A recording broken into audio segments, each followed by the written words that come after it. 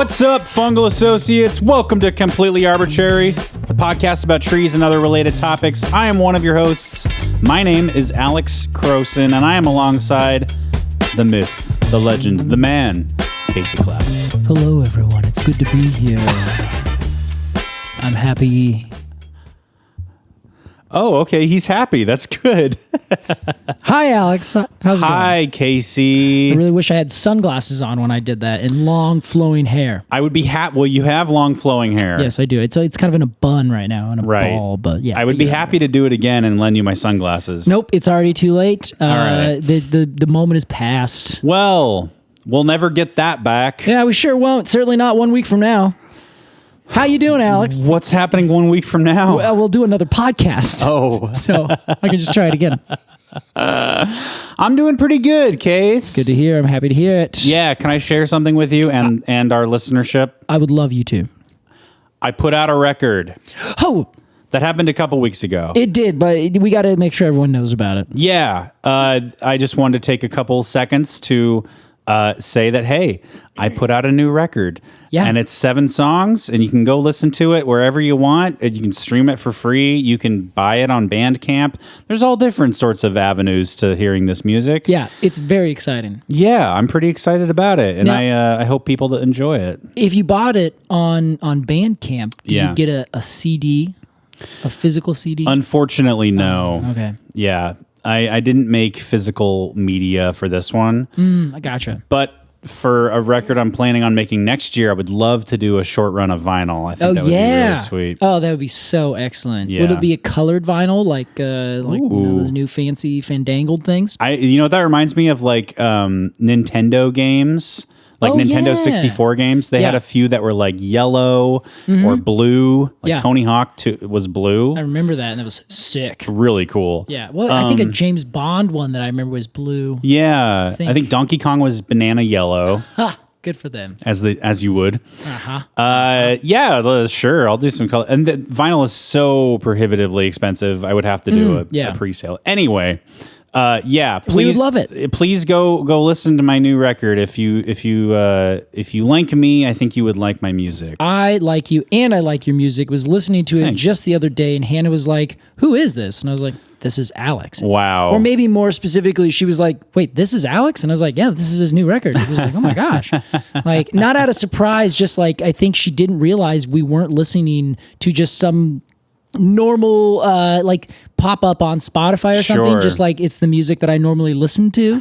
So I think she was like, "Oh, we know this guy. Oh my gosh, it sounds so good, Alex." Yeah, the production is really nice on it. Yeah, you did a lot of really cool stuff. I remember talking throughout the entire process, and I think actually, if you're on our Patreon, you can listen to an interview that we did about this entirely. That's right. That was a lot of fun. Yeah, and I was just on a podcast called Dan Cable Presents. Okay.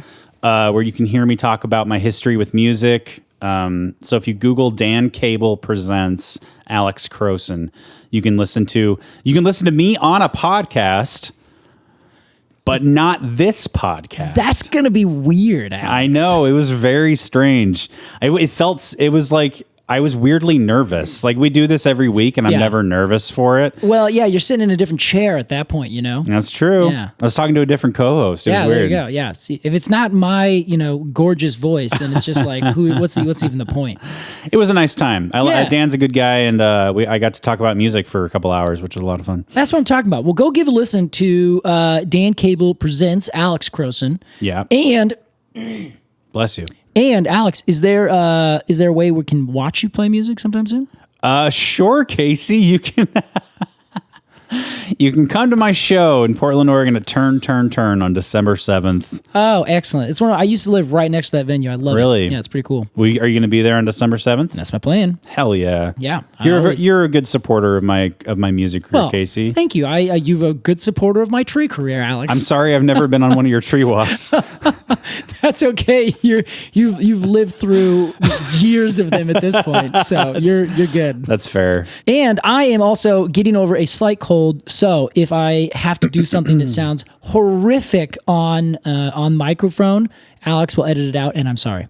Yeah, I think So you know. you'll be fine. Thank you. If I ever see you lean away from the mic, I'll fill that space. Yeah, thank you. I won't just be like, Casey's coughing. Just keep on chatting. It's like, man, Casey hasn't talked in like 2 minutes. What's going on? Casey, speaking about Casey talking, we've got a tree to talk about We today. sure do, Alex. Good transition. And this week's tree is the white oak. World famous. I kind of couldn't believe that we hadn't done this one yet. Yeah, you know what? I Couldn't think, believe that we hadn't. Is that right? Yes. Yeah. Yes, You couldn't okay. believe that it was not done. Yes. Yeah. It seems like such a popular big name tree. Yeah. It really is. This is sort of a Tom Hanks figure, I think. And I think that's a good description of oak trees. Now, the Jeffrey pine is the Tom Hanks of pine cones. oh, right. But Per our this- friend Jeff, I almost called him Jeffrey Pine. Jeffrey Pine. Tobin Mitnick. Yes, I think he would also love to go by Jeffrey Pine. I'm sure. Hi, I'm Pine Jeffrey. It's a stage name. Find up there. Yeah, that's true.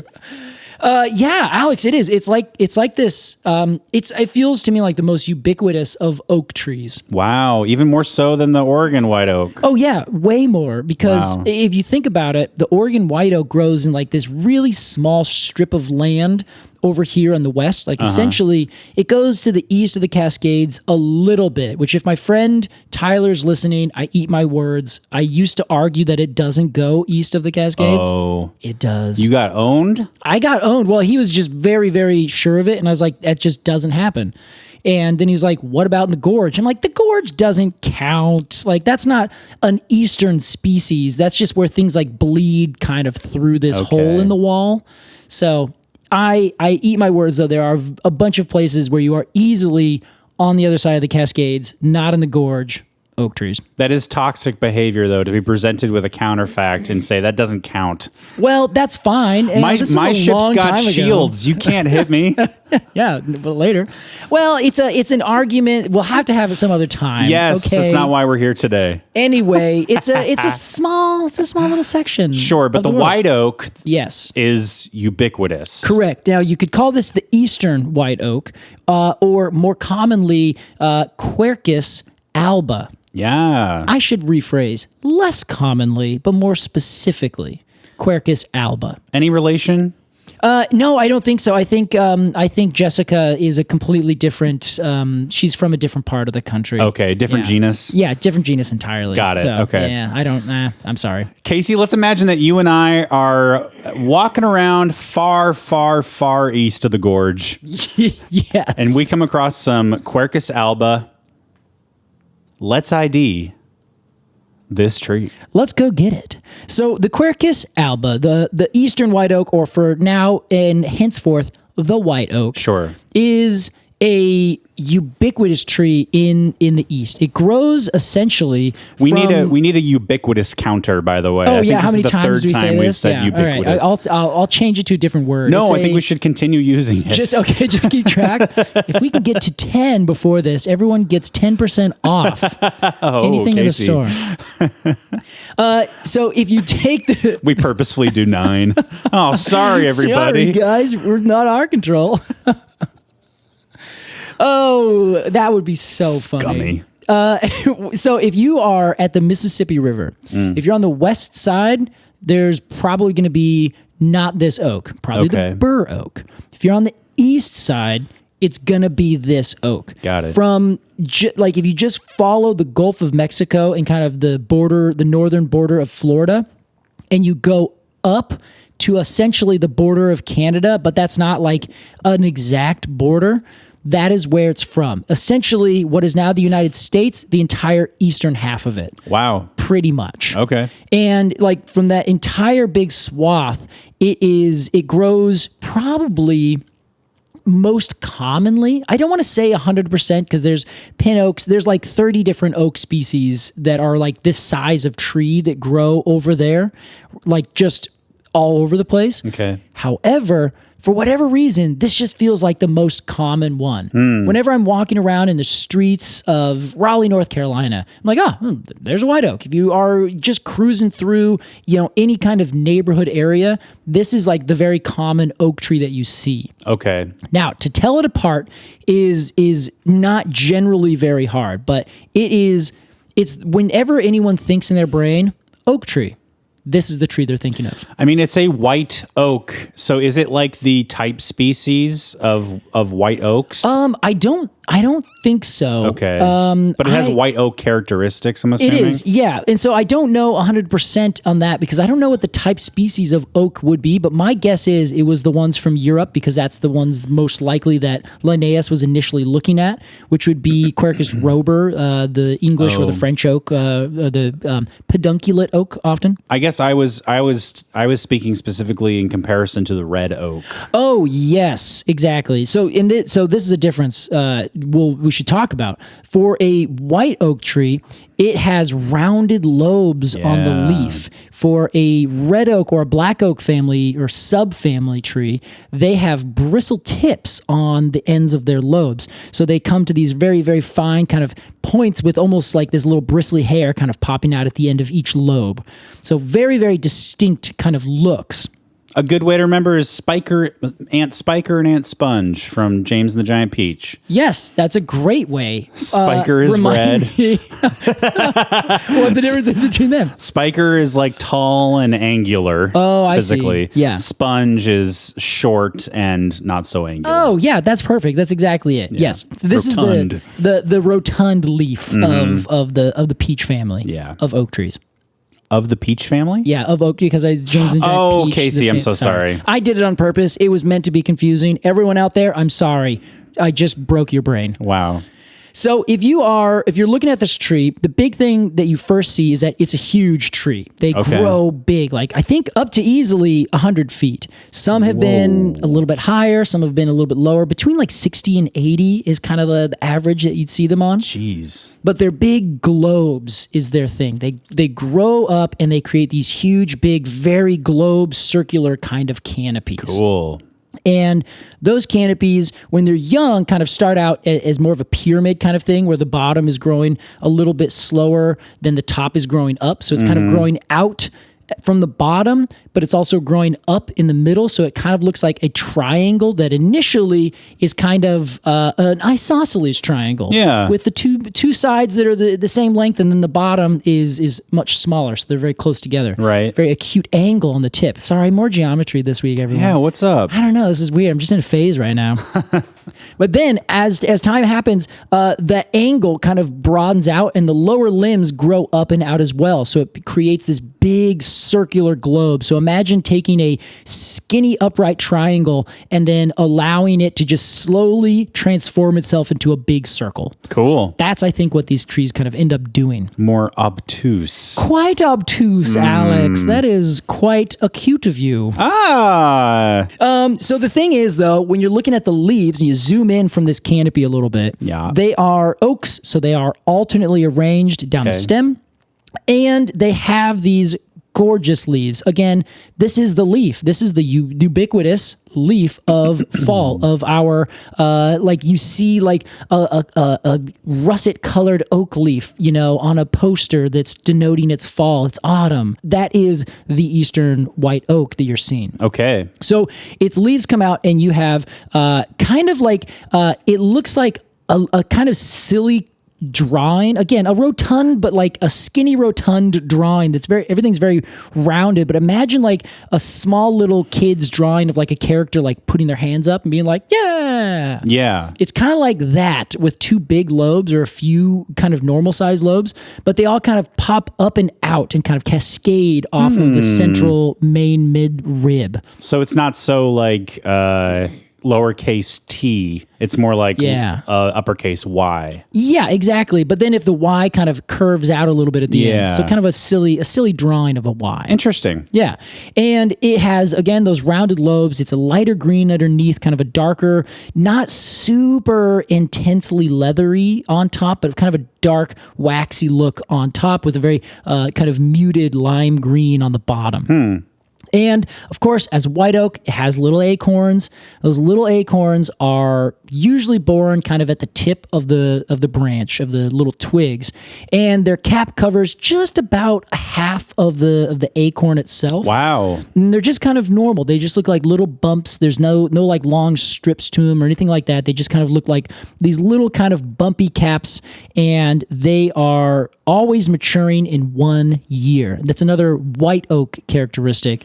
The acorns take 1 year to become fully mature, and then they drop, as opposed to the red oak or the black oak subfamily, where it takes 2 seasons. Okay, so remind me like how mast years play into all this. Oh yeah, so a mast year is essentially a boom and bust kind of situation. So if you want to know more about this, go listen to our second episode on the Oregon white oak, and that is essentially where a tree, or a mast year, essentially is when a tree produces a huge amount of mast, which would be its fruit.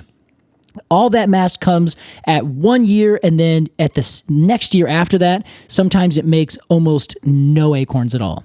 So it's this boom and bust where there's just like the whole thing's covered with a bunch of acorns. Then it almost takes a couple years to recover. Then it puts out a bunch of new acorns again in a following year. Yeah. But usually that cycle is 2 or 3 years go between these big boom mast years. Right. And then in between, there's generally not a lot. Okay. So that happens with these, but it's not so synced up across the entire forest, right? You know, where individual trees will have get big mast year, but also like whole populations will still have them because they're all dealing with like kind of the same environmental stimuli. So mast years have little to nothing to do with like the regularity of acorn production. No, not in a strict sense. Okay. You would have if a tree's going to make acorns, if it's a white oak, it's going to make that acorn in 1 year. Got it. If it is a red oak or a black oak subfamily group, like the northern red oak or the black oak or the pin oak and things like that, those will always grow their acorns in 2 years. Okay. So you'll have a mast year, but that mast year would maybe start 2 years ago. You know Got what I mean? it. Okay. Yeah. Well, Casey, can we talk bark? Oh, Alex, we can talk bark. Woof woof. This is such a beautiful tree in terms of its bark. Wow. So, you know, if you picture like oak, it usually has like kind of rough and tumble bark most of the time, or like these classic like oaks that, you know, everyone thinks of that are, Sure. you know, always in our environment. Thick furrows. Yeah. And like Deep these ridges. Exactly. Like they're kind of platy, but they're irregular. Like you can't see any like perfect things coming down, you know, like no long strips or anything. Nothing really continues too far up. When these oak trees are young, they have that same exact pattern. Okay. However, as they age, they start to become really flaky at the bottom. So the ridges that when the tree is kind of young, but by young I mean smaller diameter. Okay. The ridges they're just kind of there. They stay really attached. As that tree gets bigger, those ridges almost start to like pop and flake off. So you get this like really shaggy, flaky appearance in the lower like 6 feet of the trunk. Is that a fire thing? I don't think so, because fire does not appear to be a really intense driver for these forests where this tree grows. Some forests down there are certainly fire dependent and have had peoples and nature putting fires in there for many, many decades and centuries, years, millennia, all that. Yeah. However, it does not appear that these are specifically fire-developed trees. It's just the bark ends up getting shaggy. It very well may play into fire dependency, or rather fire resilience. Yeah. But it doesn't seem to me from my research that it is 100% something that has developed, as opposed to something like the bur oak, where that is the case, where fire was way more of a player in its ecosystem, which is essentially from that Mississippi line to the west in the Great Plains. That is where the bur oak is way more of a player. Okay, and so that one has a lot of fire. So it's sort of randomly gets this flaky bark, but only in the bottom chunk. Yeah, exactly. And there's a couple other species, there's a swamp white oak that also has the same thing, but instead of just the bottom kind of 6 feet or so, it's like the entire lower big section of the trunk is just flaky. Interesting. Yeah, it's pretty gorgeous, I have to say. Yeah, it sounds like it would be messy looking, but is it just like pretty in a messy way? Yeah, I think it's messy in like a frilly kind of way, you know? Like Chantilly lace. Exactly. Yeah, you're like, oh my gosh, like you have all these little strips hanging off. Like it's kind of like not quite the same as a madrone, but like you can imagine you describe the madrone's peely, flaky bark as kind of, unattractive, but in fact it's quite attractive. It's part of its charm. Exactly. Of course. That's what I'd say. Interesting. Well, Casey, we got lots more to talk about with the white oak. Oh, Alex, do we ever? But we must talk about it after the break. I understand. I'm so sorry to do this to you. I do it to you every week too. I hate this. I promise it's worth our while. Okay. All right. Well, unrelated, everybody please listen to the ads. We'll be right back with more Completely Arbortrary.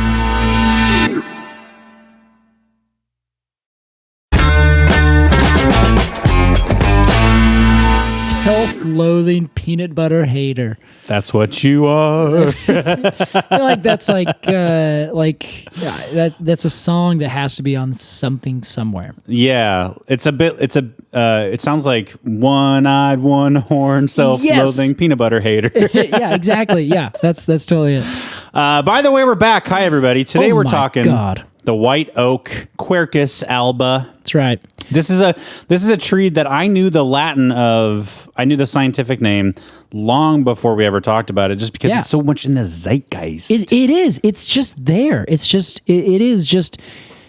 I think that whenever anyone thinks, and this is especially true for anyone from the East Coast, whenever they think white oak, this is the white oak they're talking about. That you could say that the white oak is ubiquitous. I was like, I don't know what he's going to say. That's 5. Now, if you say it and then I say it just right afterwards, is that kind of actually 6 or is I think it's still 5. Okay, that's still 5. That's because I was trying to say it at the same time. We had 3 before, so that's 4 and 5. Sorry, everyone. Only 5 more. Only 5 more to go, and we might have a chance to get 10% off. Amazing. I think that ad's already played, so now the game's out. They already know they're getting 10% off. Maybe not if they're listening on Spotify. Oh my God. Don't tell anyone. Everyone. So right now we're sending out this podcast on Thanksgiving.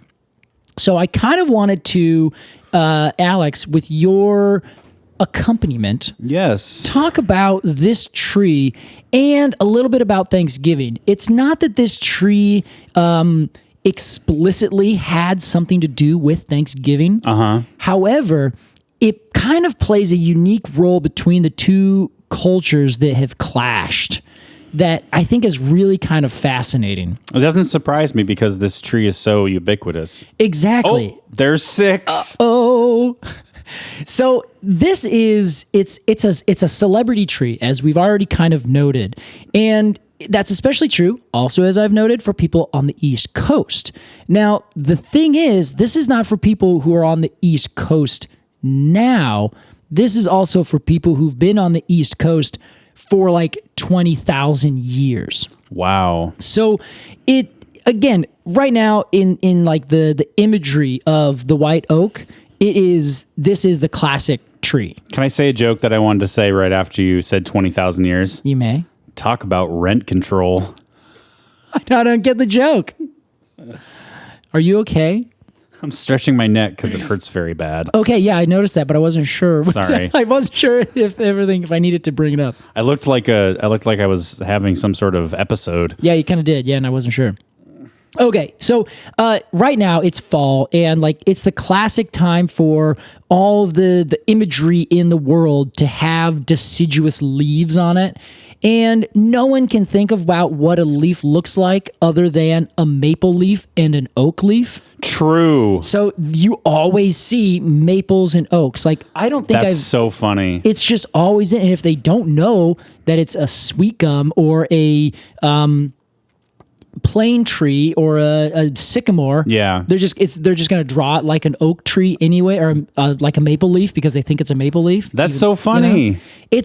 I will add to this. What? Like a simple leaf. Yes. Like what? Like I don't know, a cherry or something. Yeah, just yeah. like the classic, just like oval kind of leaf. yes. Tulip tree or something. Totally agreed. No, tulip tree. That's the cat face one. That's one that looks like Felix the cat. That's like the most opposite of a normal leaf you can imagine. What am I thinking of? I was probably thinking of tulip tree and I'm just wrong. Yeah, maybe. Yeah, I don't know.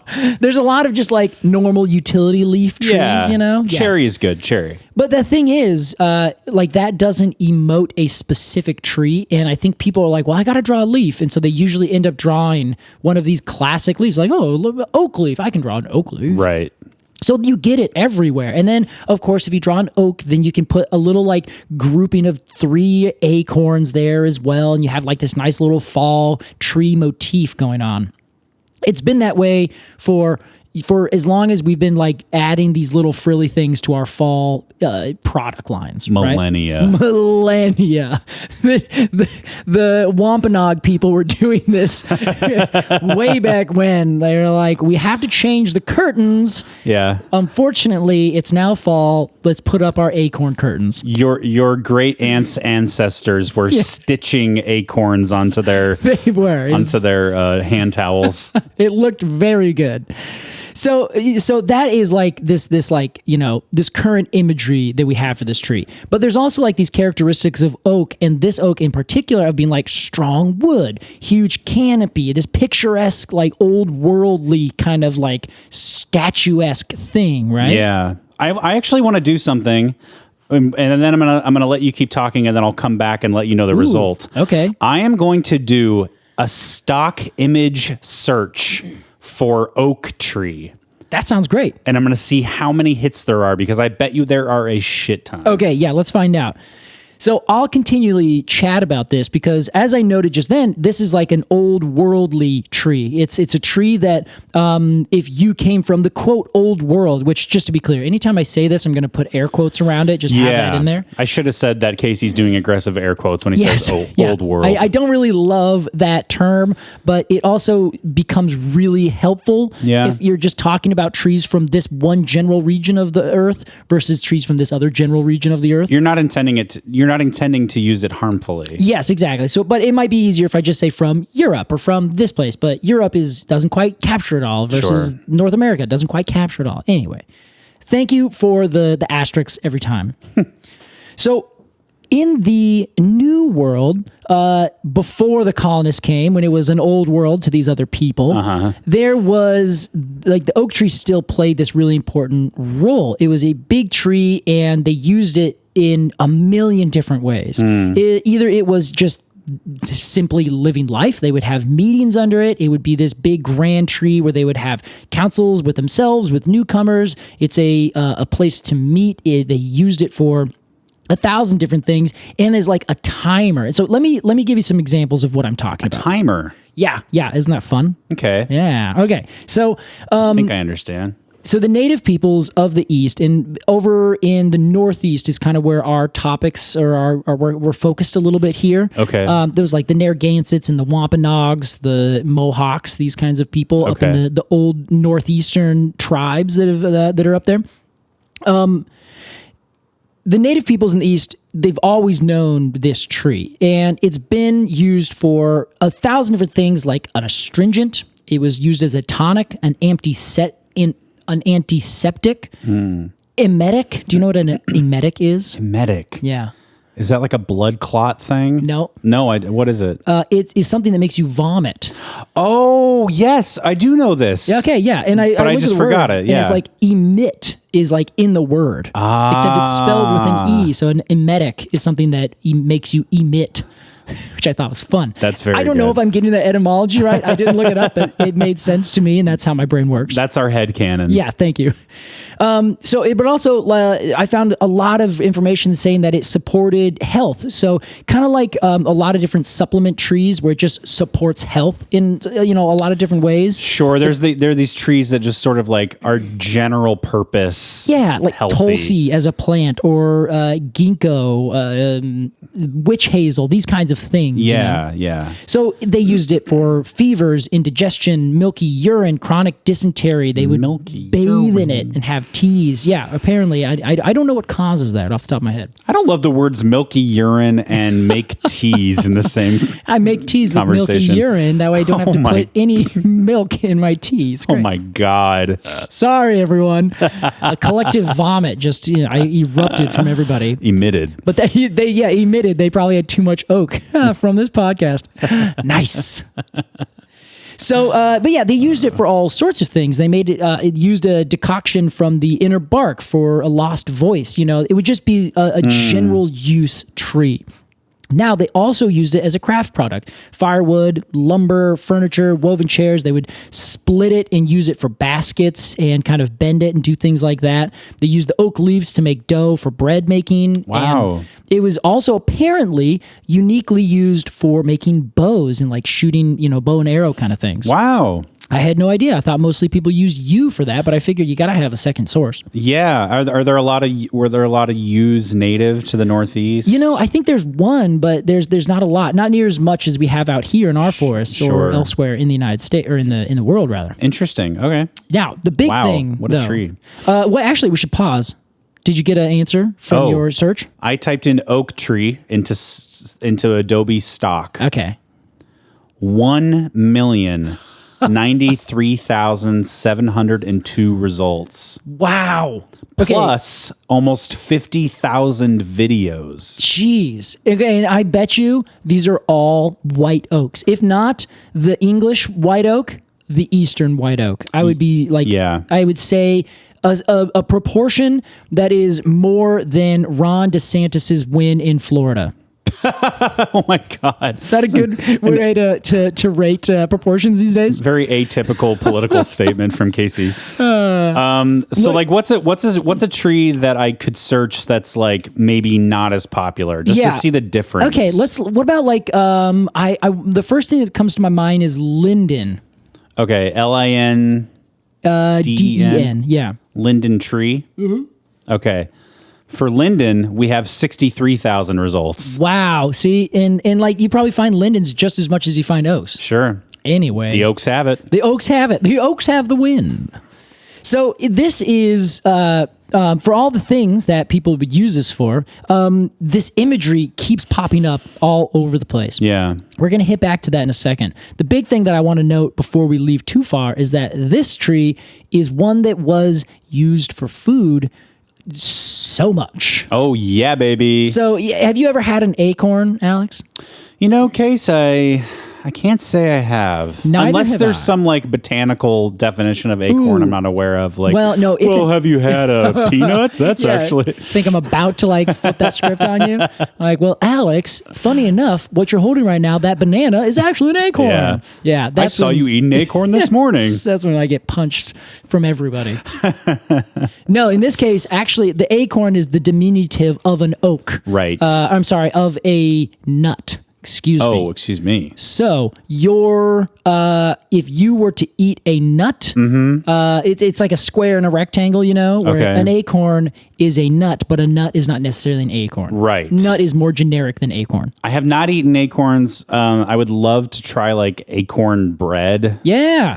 Well, and so that's the thing. Like that was what these were used for. They would make this dough out of them. Like they would grind them up and leach all of the tannins out of them. Yeah. Turn them into this powder, and then they would use that as like this dough that they would either make a bread or like a bread kind of thing with it, or they would add on a lot of different things. And it's still done today. So I'm using the past tense out of my strict habit of just always thinking that. And I'm addressing it right now. You beat me to it. Take it all back. Thank you. It is still done today. Yes. People use it. It is just, it's fallen out of fashion is the best way to describe it. It's now what people call a traditional use, Right. And it's like this really interesting thing. It turns out, though, that the white oak, our white oak here, was used for this more than almost any other species because it had the least amount of tannins. The most least amount of tannins. Yes. I could probably just skip the most part and just say the least, but that's stupid. The biggest, smallest amount. Yeah. So tannins are what makes something bitter. Yeah, correct. poisonous at all? I don't think quite poisonous Okay. to that level, but you wouldn't even eat it because it would just taste so bad. Yeah, that's the kind of thing you think it's going to taste good, you eat it, and you're like, oh my God, like baker's chocolate or something. Yeah, it might make your stomach upset though. I bet you it would if you just like Sure. started chomping on it and you like just swallowed it, though your body's like actively saying, please don't do this. What is a tannin? A tannin is a chemical that's inside of the bark, the wood, and it's essentially just a means of the tree keeping insects and things from eating. Okay, it's a defense stuff. mechanism. Yeah, you find it in leaves, in bark. You find it in a lot of different. Inner bark is kind of a big thing for it. So an insect would kind of drill through the bark into the inner bark, and they would just hit all these tannins, and it would just be very unpalatable. Okay. So yeah, it's what keeps animals from eating different parts of a plant. Got it. And the acorn and the oak trees at large have a lot of tannins in them, specifically to help keep their beautiful little nut safe from anything just chomping down on it. It wants to it wants to keep anything that would eat the acorn Yeah. from eating it so that it can reproduce. That's exactly right. Unfortunately, most animals are like, I don't really care about that, and they just eat straight through them, like, weevils and turkeys, deer, you name it. A bunch of things eat acorns. And then they just have mad diarrhea. Yeah, they just they have to crush through all of those, the actual like hard nut on the outside to get to the flesh. Yeah, I don't know why they do that. They should really think about something different. And then crazy Hershey squirts. Oh, thank you, Alex. Yeah, to go along with your cloudy urine or milky urine. This is like Willy Wonka's factory from hell. Yeah, botanical factory from hell. Yes, Hershey really good. squirts and cloudy urine. Oh, disgusting. I'll edit all this out. Excellent. So yeah, a lot of different peoples would use this, and they would routinely use this oak as like a place to go out and do something. So as soon as it became the right time of year, it would be like this tradition to have all the people go out, go collect from all these different trees, and then haul back all of the stuff, and then process all of these acorns. They break them open, get out the meat. They would pound it into this essential powder. Then they would leach it in water and keep on emptying and refilling this water until it ran clear. That's when you knew all the tannins had been leached away. The same thing with rice. Yes, exactly. So it's a really like a community-based kind of thing. Cool. And the bit that I was telling you about, how they would use it for a timer, is I read that there was someone who's going to cut down a big old oak tree, and I think it might have been the charter oak, but I'm not sure. We'll talk about that in a second. They were going to cut this tree down, and one of the native people said, "Hey, don't cut that down. Like my people planted that tree. It's really important to us, and also we use it to know when to plant our corn, because when the leaves are unfurling and they're the size of a mouse's ear, that's when it's the right time to plant corn." Wow. So that's what they would do. So it was such a part of their culture, where it was just used for everything, but also like not used for everything in a physical way, but used for it in this like metaphysical way. Yeah, that's incredible. I mean, I can't think of I guess like there's just a vast sort of difference in the value we place in plants. Yeah, totally. Like I can't think of anything like that with modern like American culture. There isn't. There really isn't. And that is such a fantastic transition, Alex, to bringing up how our modern culture kind of got to where it is today. Okay. So people from Europe and England were very specific or very familiar with oak trees to begin with. So if you go back thousands and thousands of years, the peoples of Europe were very much in the same relationship with oak trees as the native peoples of the United States and Canada today were. I lost track of my tense there. I wasn't sure what I was actually saying, so I didn't know, like, is, were, are? Yeah. Let me rephrase. The people of Europe, way back when, pre-Christian times, had the same exact relationship as tribes and native peoples of the North American area have today. Or if we go back maybe 3,000 years, they kind of were all on the same page, doing the same thing with the same kinds of trees. Okay, the same reverence and the same like uses. Yeah, exactly. Okay. So you remember we've talked lots of times about a bunch of different oaks of Europe, like the holm oak, the pedunculate oak, the sessile oak, cork oak. More as you go south, there's a Hungarian oak in kind of the eastern side of of this area. So all of these people would use and revere oaks in the same way that the native tribes used them before the colonists came over. Yeah. And that is because they were food. So, in fact, there's a term for it in Greek. It's called balanophagy. Balano, or baulan, B-A-L-A-N, means acorn, and phagy means eater. So it literally is, the word is acorn-eater. Balanophagy. To refer to a person? So if you were if you and your crew are acorn eaters, you would be balanophagy. Wow. The term for you doing that is balanophagy with a Y. It almost sounds like a diss. Like, the people over the hill there, they're balanophagy. Honestly, I would not be surprised if the Greeks, when they came up with this, because they were talking about people over in I think this is in classical times, so this was actually in Greek times where there were tribes that were just further out, and they're like, yeah, of course we eat acorns. And they're like, yeah, they're balanophagy. Like like the Scottish or something. Yeah, I don't know if they. Well, I don't know if it was quite like. I don't know. That's a really good question, Alex. I can't decide if way back then, if the context was just like, yeah, we just we call them what they do because that's how we refer to them. Right. But it wasn't like we were better than you kind of thing. Right. It's such a specific thing. Like, we eat olives. They eat acorns, if you know what I mean. Exactly. So I don't know 100% which way it is. So I don't have a good question. That's a good question. That's a good episode title, too. Great episode title, yeah. Balanophagy. But so before Christianity really kind of co-opted a lot of these things, you had people like the Druids, and they're these like indigenous religions of Europe and Northern Europe where they revered trees. It's famous for like Christians in late Roman times going and attacking the pagans and like finding their sacred trees for these, Celts and cutting them down. Like these were intense things. Probably because they ate the acorns. Yeah. Probably because it was these big trees where they would meet and hold councils. It would be the biggest, oldest tree in this spot. So they would go over and say, yes, we'll meet underneath the acorn tree because that's what we do. Yeah. It is it's a ubiquitous thing in terms of the amount of reverence that these kinds of two people had.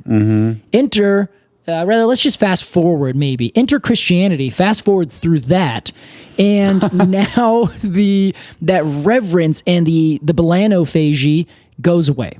Yeah. Now acorns are not edible. We don't even try. Now we have more fancy things like wheat and other crops, and we got all these animals that we're going to eat, and it becomes now definitely a balanophagy. Gross. Like, you're acorn eaters? How pagan, how heathen, how not Christian.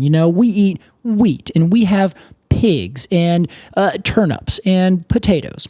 Okay, not potatoes at this point. Sorry, I take that back. Is it a matter of like agriculture versus forage culture? Yeah, I think so. Most definitely. Because agriculture definitely, intensified as Christianity came through. Yeah. But by no means were these northern tribes in Europe not already doing agriculture. They definitely did it just like the Native American tribes. They were using the size of the oak leaf to know when to plant their corn. Well, they weren't, I guess I meant agriculture in terms of the oak tree. They weren't silviculturing oak trees. Yes, they weren't planting oak trees. Yeah, they would still go out and forage for oak trees. Right. But then over time, they basically transitioned from foraging for acorns in a forest of oaks with their other crops growing over here to just cutting down all of the forest and planting all these Growing other more crops. Okay. And it makes total sense. And at least this is the famous deal with the devil that humans have done, which if you want to read more about this,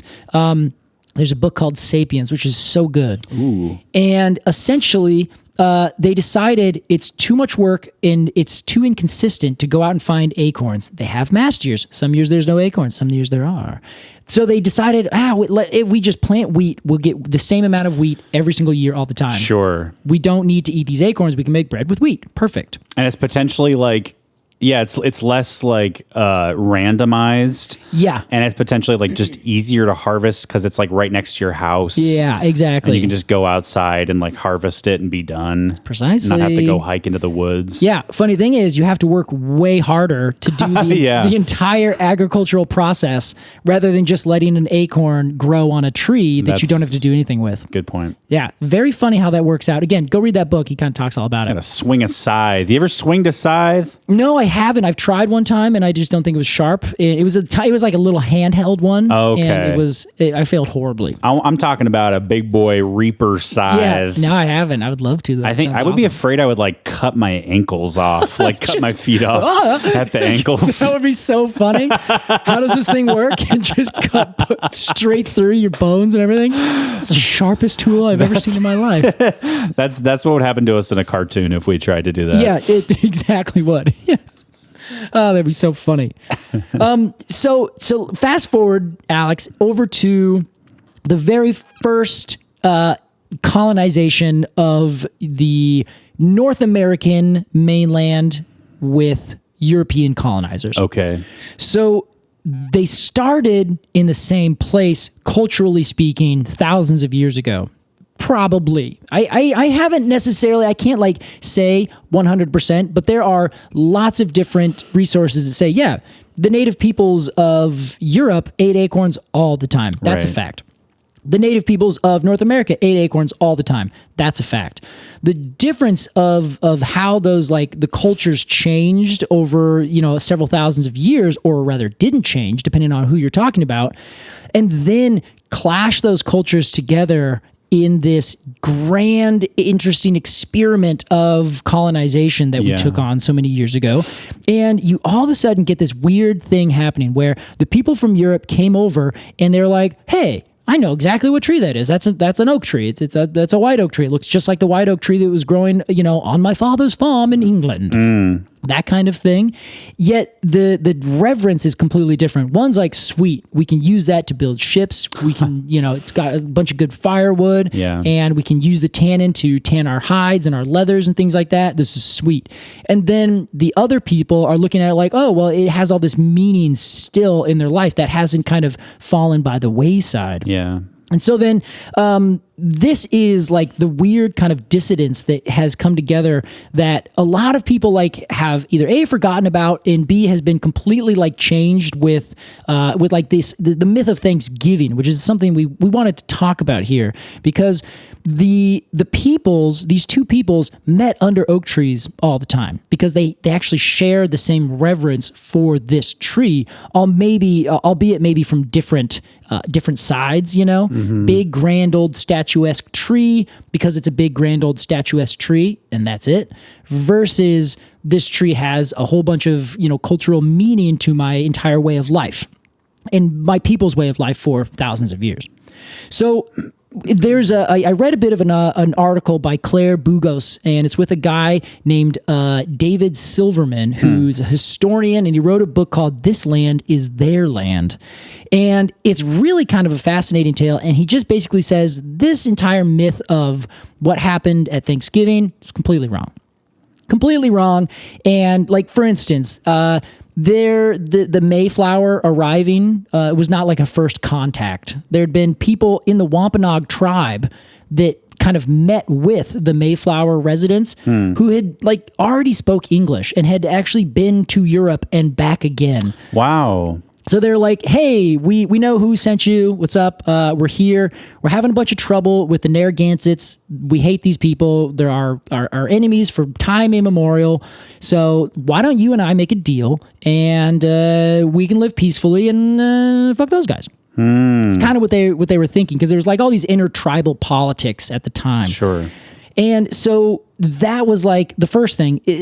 This was not the first time they'd been there, but the funny thing is, funny is not the term. The most interaction they'd have was like people would come by and like do slave raids, like Europeans coming down the coast. And so, but it was easier to just make a deal with these people because you're also still dealing with the politics of your own land, you know? Yeah. Like if there were slave traders or raiders coming down the coast of Europe, like the Vikings coming down or something, the French and the Spanish would be like, okay, we just want to make a deal with you. We are dealing with our own fights over here. We don't really have time, so let's just make a deal. You know, it was kind of like that. Make a deal as in money?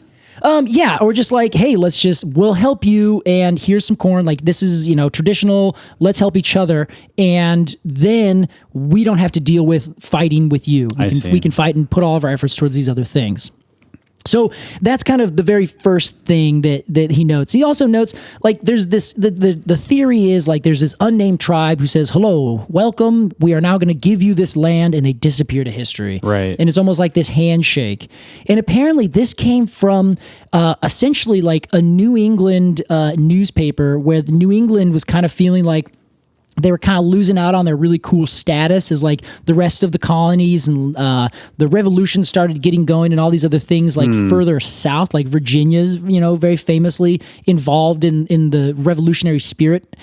And so they basically tried to say, well, actually, New England is the father of the country, like the birthplace of America. That's exactly what they were trying to do. Mm-hmm. So this myth got created about this first, quote, Thanksgiving. Wow. There were Thanksgivings apparently for hundreds of years that the Europeans celebrated, but they would actually be more like focused on fasting. So they ended up saying, oh, well, the very first Thanksgiving was like this big meeting, this big dinner between the native Indians and these colonists who came over, and then they taught them how to do this, and then just disappeared to history. Right. Of course, they didn't disappear through history. In fact, the next thing that happened is this gigantic war called King Philip's War, which King Philip is actually a tribal leader of the Wampanoags, and they just had this huge big fight and essentially like wiped them off of the playing field in terms of this sort of socio-economic factor in what thus became manifest destiny of the entire rest of the United States. Who wiped whom? The English colonists ended up beating all of the native peoples from New England and kind of pushed them out in a way. There was never like this nice, big meal kind of thing. Of course. There were meetings. Chief Osemequin joined and met with the leaders of the Plymouth colony. Like they were meeting and talking. Like I said, they knew English, some of them. Yeah. So the whole situation is just a myth that actually really came out decades later and really like hit the gas pedal in the middle of the 1800s. In fact, it was President Lincoln who made it an official holiday. Oh, wow. Because he was trying to pull the nation together. Oh. So he latched on to this idea of this unifying, Thanksgiving, this is our nation, to hold the nation that was now there together. Yeah. And this is also at the end of the Indian Wars out west, over this time period in the late 1800s. So it kind of all galvanized about 150 years ago, where everyone were basically trying to justify the expansion of the United States and the colonization of it, and saying, oh, it was essentially given to us. We had a Thanksgiving. The native peoples gave it to us. What are you talking about? Get out of our way. That kind of thing. So it became this this way in the back of our brains to say this is okay.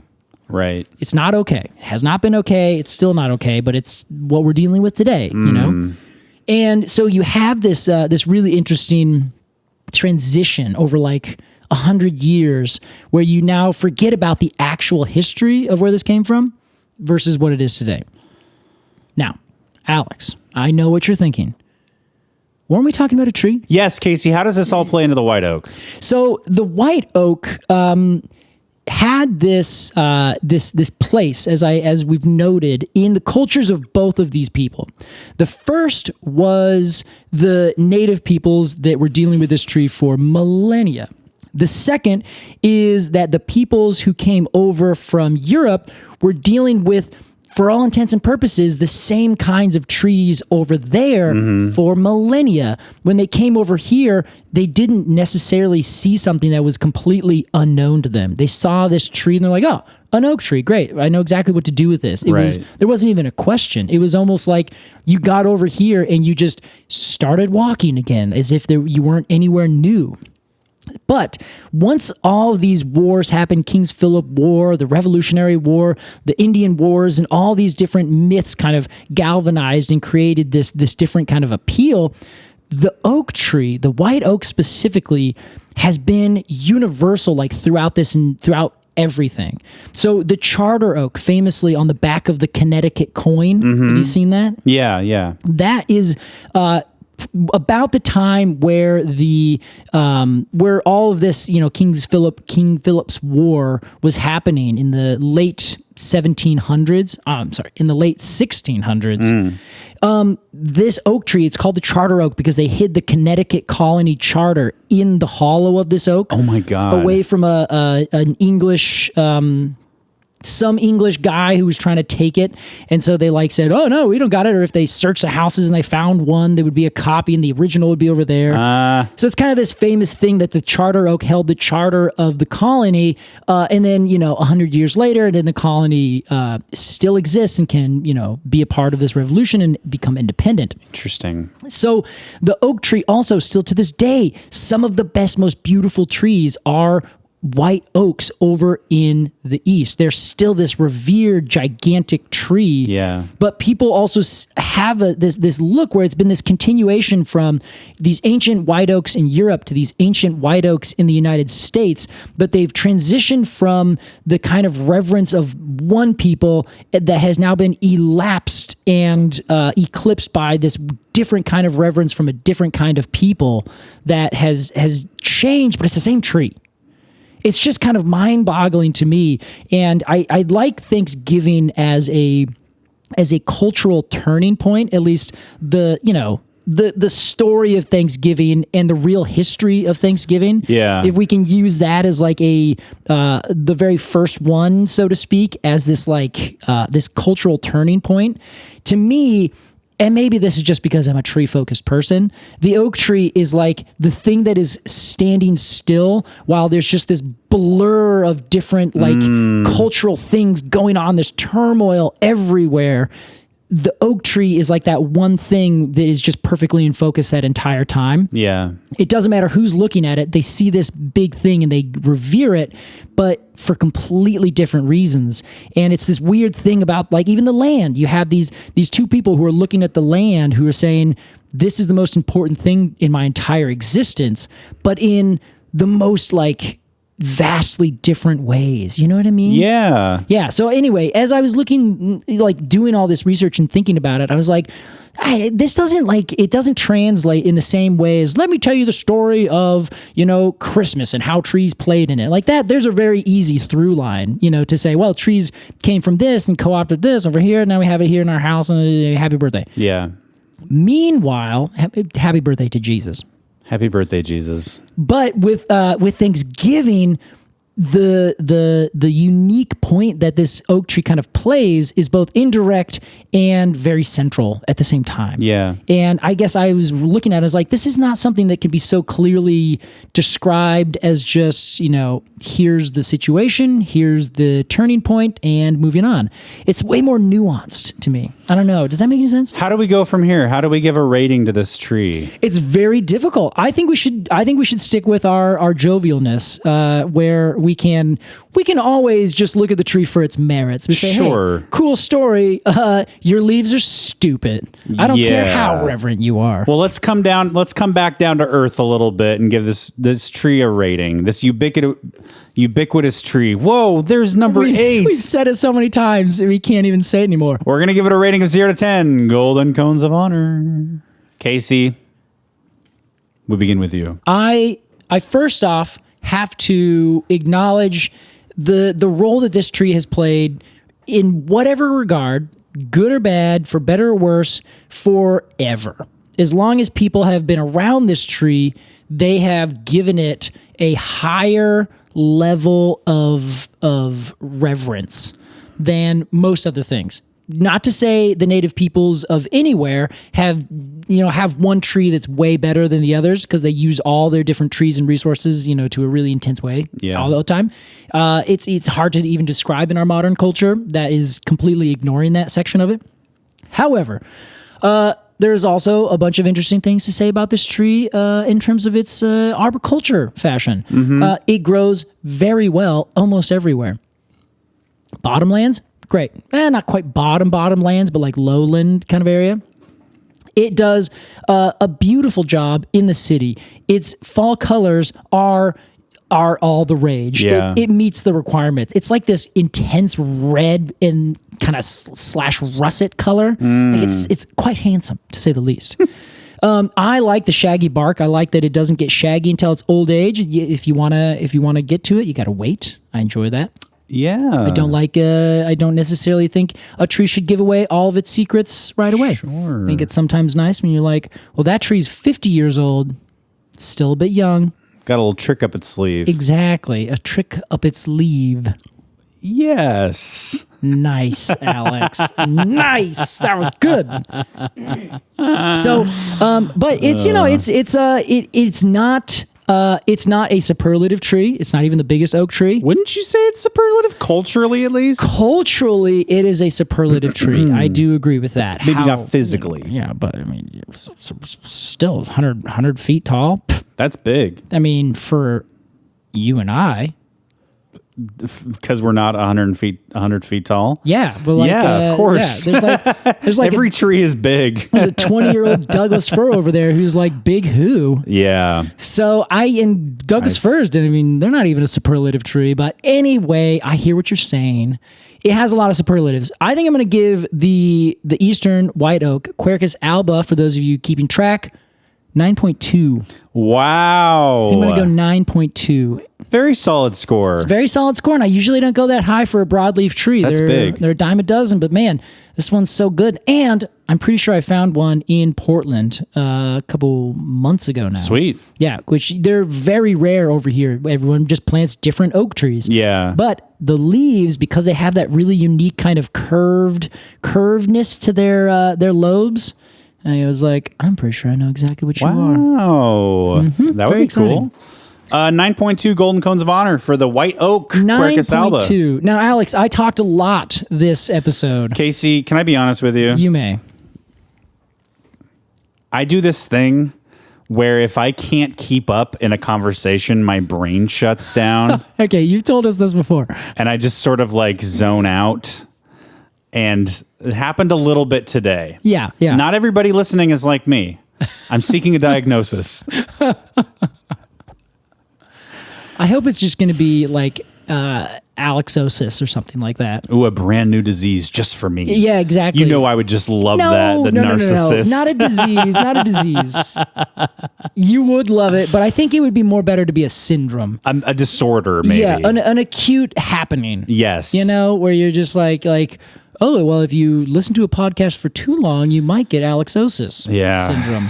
My thing is, I keep up really well, and then I start thinking about something else, and I'm like, oh, fuck, what was he talking about? And then I have to like replay what you said, but then that replay is getting further and further in the past to where I have so much to replay that I can't catch up. So I go into my happy place. Just try to jump back in at some point. Yes. Well, I admit, and I know we usually try not to do that. This one had a lot of weird, just kind of ruminations, maybe. I think it was good. It happened. It happens. And it's just as good as any other all right. Conversation. Well, all that to say. Conversation. I am curious, Alex, what you have to say. All right. I think because the tree is so ubiquitous. There's That's number 10. 9. I think that's you that's just 10? you just said it like 1 second before that. Oh, right. Okay. Well, that's 10. Yeah. Hey, well, From now until the end of the year. You guys all get 10% off. 10% off all stickers on our merch store, arbortrarypod.com/merch. Wow. With the coupon code HOLIDAY22. This is not a bit. Please go buy stickers. Oh, man. That's so good. Now I feel like we need to make the code ubiquitous. Oh, that would be really good. Dang it. It's far too late. It's far Casey. too late. That's way in the past. Yeah. Yeah, the train has kept moving just like me. The train of progress. The white oak, fabulous tree. I mean, what other oak has a million plus hits on Adobe stock? Yeah, I think that's a good point. Stock is up for the white oak. It's obviously a beautiful tree. It's culturally important. It is physically important. It is culinarily important. I love a tree that gives back. You know this about me. It's true. I love a big tree, like a big chonkin tree, you know? Big, wide, bulbous tree. I love that. This gets there. Oh, yeah. This is almost like the definition of that kind of tree. Yeah, it really is. I'm going to give the white oak a very well-deserved 9.0 Golden Cones of Honor. Oh, my God. Alex, this has been so long. This hasn't happened in a while. I can't believe this. Oh, my God, I'm so excited. We got over 9. This is like an average of 9.1 on this tree. This is one of our highest ranked trees. This is incredible. Yeah, I think it deserves it. I think it does. I think it deserves it. I really do. I think anything else would produce riots around the country. Yeah, that's probably accurate. To Quercus alba and to Jessica alba, I'm happy you said that. we say we honor you. Wait, how does the song go? Yeah. Oh, got it. Nice. Okay.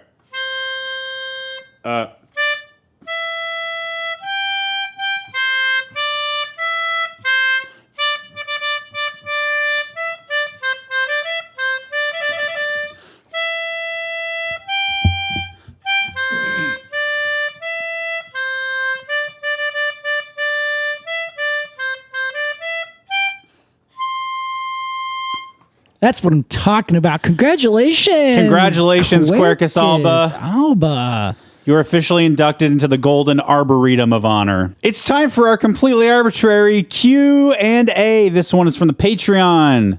If you want to submit a question, join the Patreon at the $3 Quercus and Alder tier. That's Q&A. And this one's from Molly. Hi, Molly. Molly asks, why do some trees, especially big old ones, look like they twist their trunks as they go up? Is it related to species, age, environment? Am I just noticing weird trees? We've seen this a few times. I've seen this a few times. We've seen this a few times. Yes, we have. Yeah.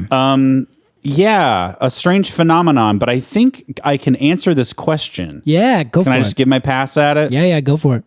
As far as I know, it's an environmental factor thing.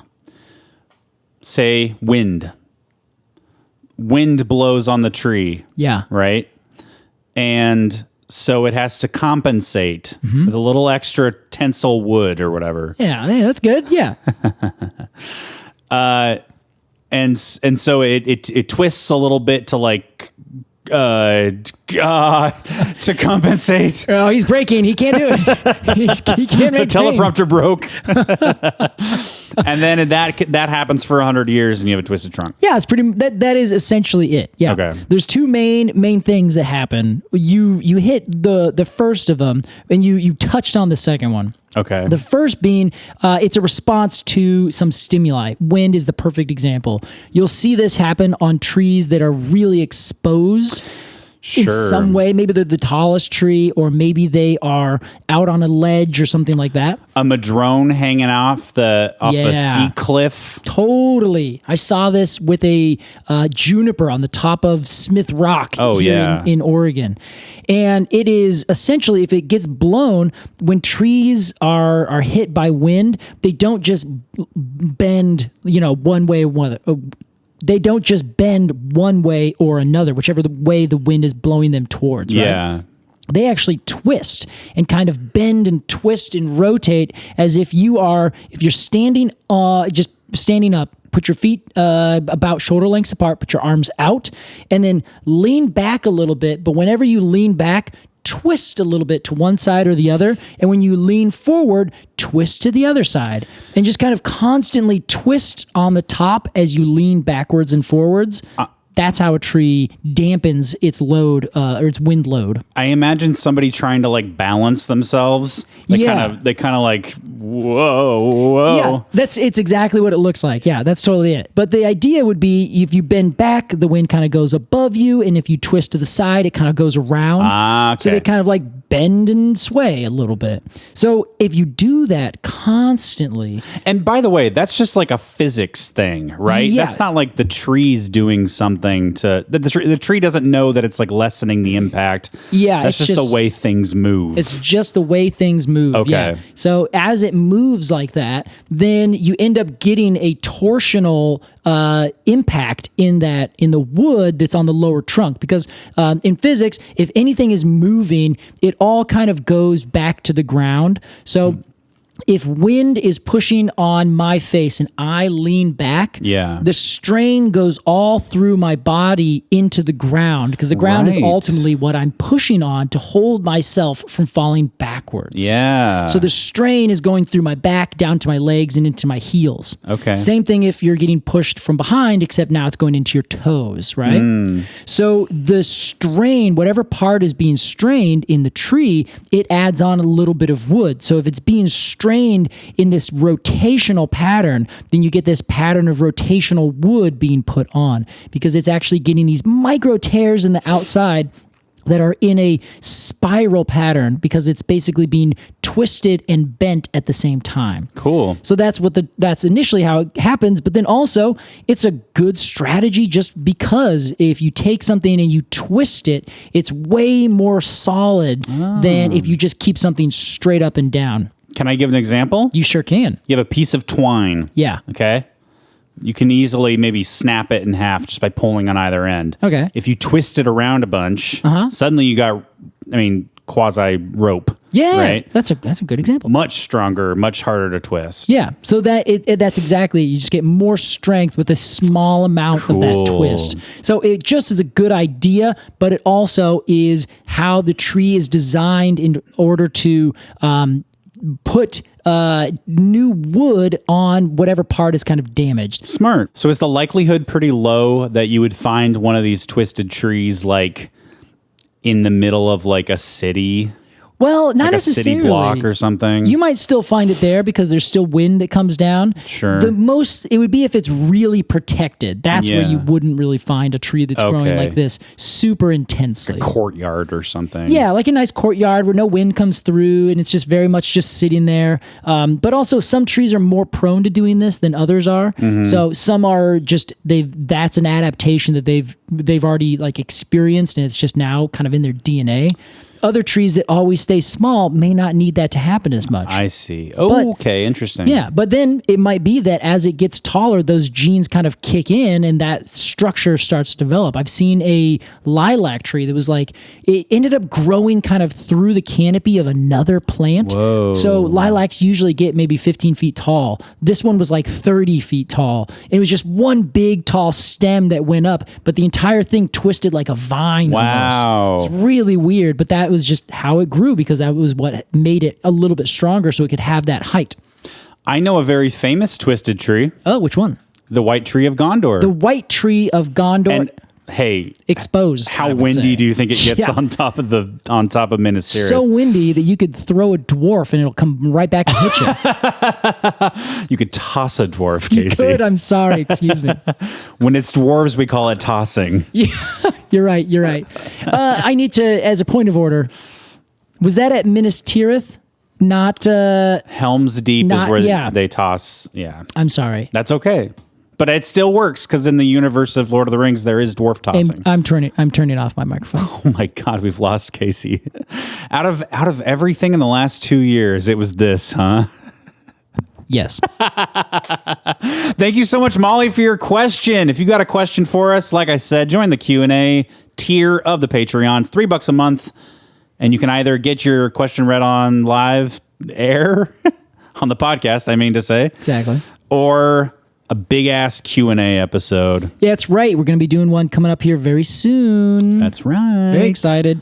You can also join at many other tiers. We have a $5 level, which gets you 15% off our store and 2 extra episodes a month. Woo-woo. Also, you can go up one more level, join the Cone of the Month Club. It's very prestigious. We got some really fun ones coming down the road here. We sure do. That also gets you access to a hidden pop-up store of cones from months bygone. That's right. We have something coming up in the Cone of the Month Club that we have never done before. Yeah, it's pretty exciting. It's extremely exciting. Next, if you want it, you can do the $15 level, which is Arbortrary Plus, where we do 2 live streams a month. You also get a couple extra things and everything below as well. So of course, each time you level up, it includes all the tiers below. Finally, we have generous admission if you just want to support and get us to do other cool things like trivia, get new posters sent out, get new merchandise.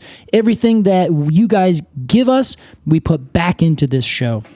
Casey, I don't think we say it enough, or at least we haven't.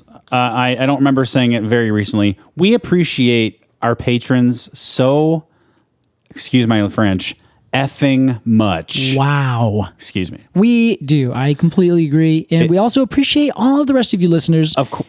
That was my second thing. Oh, okay, great. I didn't mean to cut you off. Even if you don't support us on the Patreon, even if you just listen to the show, that is support. That is immense support. Yeah, and we really appreciate it. Yeah. And we're coming up on 2 years of making this show. We are, yeah. And I just feel so incredibly grateful and thankful for everybody who listens, everybody who shares with their friends or coworkers. Yeah.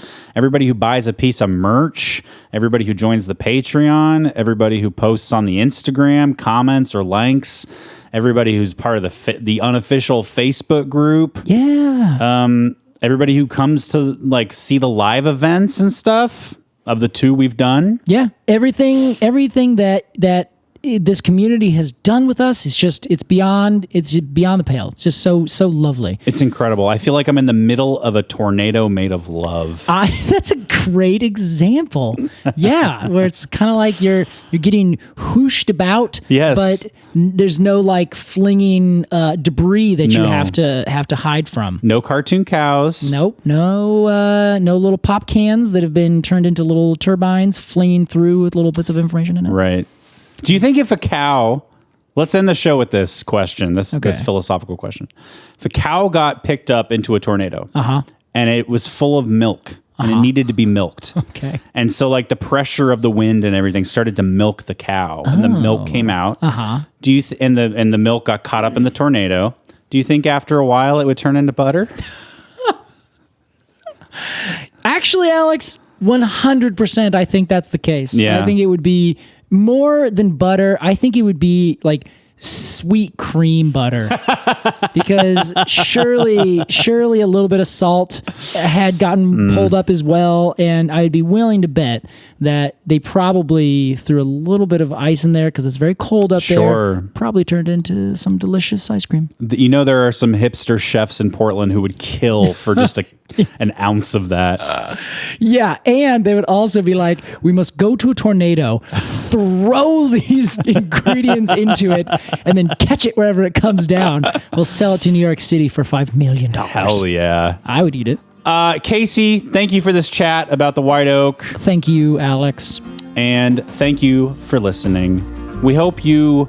Hey, you know what? We don't love Thanksgiving around here. Just the whole thing. I don't like the myth behind it. Yes, but we do hope that you take this opportunity to appreciate the people around you. Give a hug, give a kiss on the cheek to old grandma. You can still give thanks, but don't forget the give part of that. Yeah, boy. Yes, Casey, I feel like it's important. I'm thankful for you. I'm thankful for you, Alex. Thanks, bud. Thankful for all of you out there. We'll see you next week. Bye.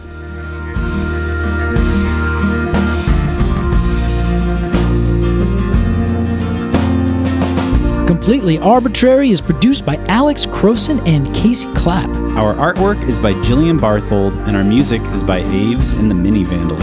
And you can support the podcast at patreon.com/arbitrarypod. And find additional readings at completelyarbitrary.com. Thanks for listening.